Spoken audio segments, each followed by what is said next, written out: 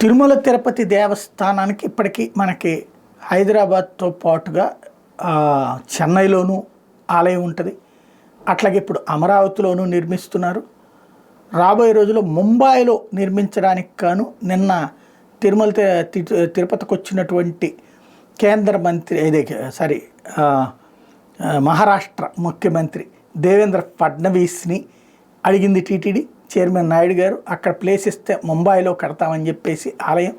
అట్లాగే ఓవరాల్గా చంద్రబాబు గారు నిన్న అఫీషియల్గా చెప్పినటువంటిది ఏంటంటే దేశవ్యాప్తంగా విశ్వనగరాలన్నిట్లలో కూడా తిరుమల తిరుపతి దేవస్థానం ఆలయం నిర్మిస్తారు.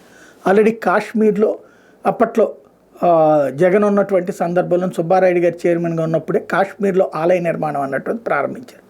అట్లాగే అయోధ్య దగ్గర కట్టాలన్నటువంటిది కూడా ఓవరాల్గా దేశవ్యాప్తంగా వివిధ ప్రాంతాలలో ఆలయాల నిర్మాణం అన్నటువంటి తిరుమల తిరుపతి దేవస్థానానికి సంబంధించినటువంటి ఆలయాల నిర్మాణం దాని మీద సీరియస్గా దృష్టి సారించబోతున్నారు. ఇది స్వయంగా చంద్రబాబు గారే తాజాగా ఈ హిందువులకు సంబంధించినటువంటి ఆలయాలకు సంబంధించిన నిర్వహణ విధానాల మీద జరిపినటువంటి సదస్సు సందర్భంగా చెప్పుకొచ్చారు.